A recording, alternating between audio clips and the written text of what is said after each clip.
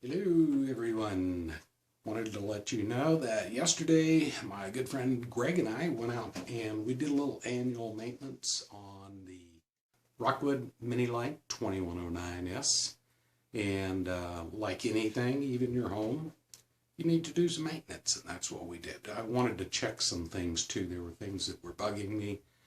Now I could have taken that into a dealer and had them do it, but these are fairly simple things. That's one of the reasons we got the Mini Lite 2109S, is a lot of that stuff we can do ourselves. Now, if I got anything really complex, of course I'd take it to my dealer.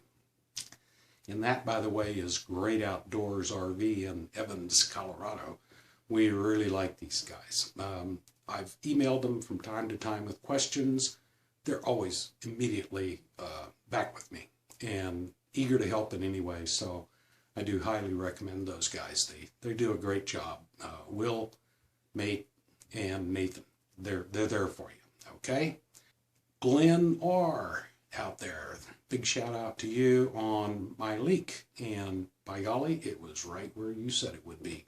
And so that's going to be in the video for you, and you'll see what all we did in there. So I hope you enjoy it. It's a quickie. It's not very long, but there's some important things in here you need to look for and some surprises. Okay?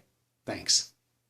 So today we're going to be going over the camper, doing like a 15,000 mile checkup, checking this and that. I've got a whole list of stuff here to do, things that I want to go through and make sure are okay. Well, there's the list of stuff to do, and we should be able to get through all this today with any luck. And I'll do a few snapshots, a few informative things as we go through this process. Okay, first order of business here, we're checking for that possible leak. And one viewer suggested to check these running lights, and sure enough, you can see where the dirt has been getting in here. There's a huge hole for this little wiring, and this is actually bent down right here where it's pushed in, so there was very little to prevent any water going in there. So we'll get that sealed up, and that should take care of the leak. And I might just go ahead and do the other side while I'm at it to make sure both are good to go. So we're going back to a video that I took December 11th about a Robertson screwdriver. Oh, really? And yeah, I'm doing a video right now for you. And Greg is up there taking off the running light, and you need a Robertson to do that.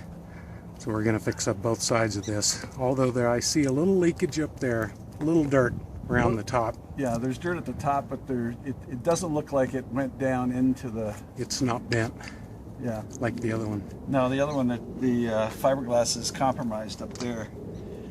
So... you need a Robertson.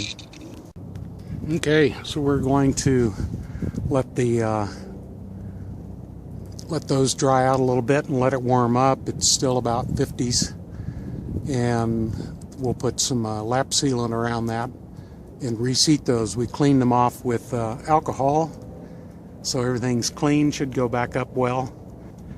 So next, what we're going to do is go around and check bolts and nuts through everything. Make sure I have the right fittings, the right sockets, and we're just going to check and make sure all these nuts and bolts are good. Now, the reason I'm doing that is because of, you see that bolt right there? That one, I came out one day, they're all along the bed of the trailer on the underside. I came out and I twisted one of them one day just by hand. It was loose. I could finger tighten it. So we're going to go around and check all these undercarriage screws and then replace them with lock nuts, so we can make sure that I don't have any problem down the road. All right, we decided to go ahead with, based on Greg's superior knowledge, we're going to go with some Loctite on these. Were those two very loose at all? Relatively. Relatively, so yeah, this would be something good to check, guys. Okay, while we're down here around the black tank spillway here on the elbow, there's a heater tape around that, and it's a little bit loose all over around the edge. So what I'm going to do is clean that off a little bit and then wrap it with some duct tape just to make sure. And then you can see we've got lots of exposed wires. Let's see if we can protect those in any way while we're down here. One flying stick or a board or anything coming up through there would just rip those right out. So we're going to check those. Okay, we're on the underside now, having more fun than ever. And those brake wires? Those are the brakes. Yeah, okay, wires to our brakes. Electric brake. And they were hanging kind of in weird positions. We already cut it. What we're going to do is run that up along the side back there closer and then tie it down better across the axle. There's just too much play in those. And then over here on this side, we'll do the same thing. We're going to run those cables up and along the side there. Get a little more protection for those things here. And then I did decide to go with black duct tape instead of silver. Okay, so you can see here, Greg has gone through and put our wiring up out of the way, so it's not hanging on the bottom anymore. We've got that out of the way. This is our brake liner was running here. Now we've got it up out of the way instead of hanging down here where it was. There's a big loop across there. So now we got this in a lot better shape too. Okay, another minor fixer-upper here. The heating pad. It's been torn. So I'm going to have to clean this up. About the best I can do is put duct tape down there. I'm not sure if lap sealant would hold to that. That's plastic on plastic. And then just check it every now and then. Make sure it doesn't get any worse.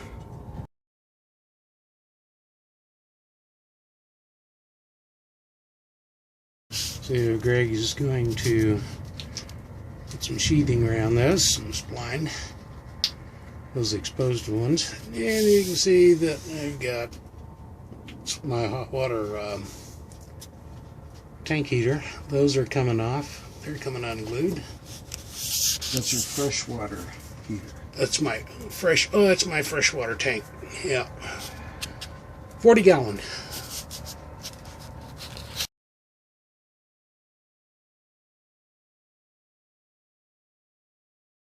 Okay, so Greg got these taped up much better.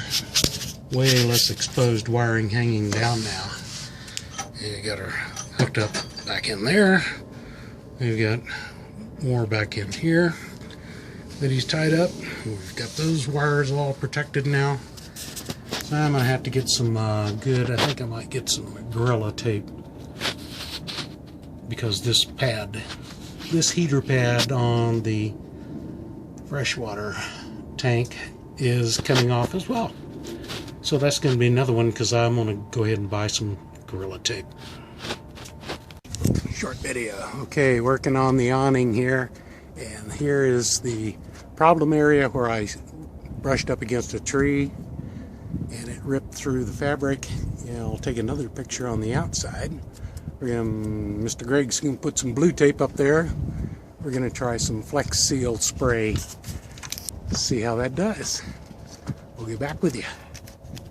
Okay, I forgot to take a picture up at the top before I did this, but the tear started somewhere about right in here. I think you might be able to see where there's some ridges right in there where it tore. Not real bad, but it's definitely frayed. So I went ahead and sprayed clear on to the end here, and thinking about a protective layer maybe for later, because this area is always exposed. When this rolls back under, that area is always exposed to the sun, so it might give me a little bit more protection from UV rays. So I just sprayed on down the line here. It's not beautiful, but it'll work, and I'm going to come back. This takes 24 to 48 hours to dry, so I'm going to go back up to the storage unit sometime. I'll roll it out just a little bit, crawl up on the roof, and I'm going to spray it one more time just to be sure. So everything else looks good up here, by the way. Solar panels on either side there, 200 watts. Everything looks good. I can see I pulled into something, the vent. It's over the bed. It's scratched up, so I must have hit a tree. Good thing I didn't take out the antenna, but that antenna is not worth much anyway.